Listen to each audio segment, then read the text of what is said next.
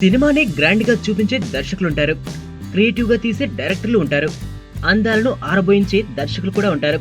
కానీ సుకుమార్ మాత్రం ఓ లెక్క ప్రకారం తీస్తాడు. సినిమా నిండా లెక్కలే కనిపిస్తూ ఉంటాయి. చూసే వాళ్ళకి కూడా ఇంటెలిజెన్స్ లెవెల్స్ ఓ రేంజ్ లో ఉండాల్సిందే. అంత పక్కాగా లెక్కలు చూపించే ఈయన సినిమా బడ్జెట్ లెక్కలు మాత్రం తప్పుతూనే ఉంటారు. ప్రస్తుతం ధృవ చేస్తున్న mega power star Ram Charan తో తన నెక్స్ట్ ప్రాజెక్ట్ చేయనున్నారు సుకుమార్.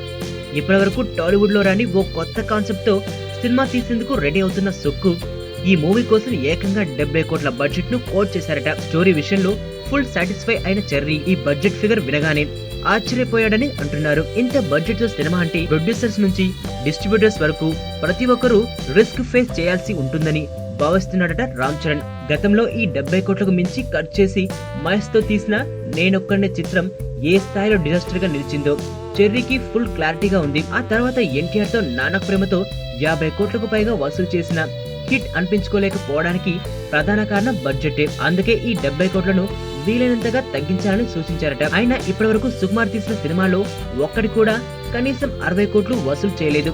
అయినా సరే ప్రతిసారి 70 కోట్లకు లెక్క చెప్పడంలో ఆంతర్యం ఏంటో ఈ లెక్కల మాస్టరే చెప్పాలి. ఫస్ట్ టైం చూస్తాను రా ఇలాంటి అమ్మాయిని. మనసుకు మనసు, జాలికి జాలి. ఏజ్కి ఏజ్.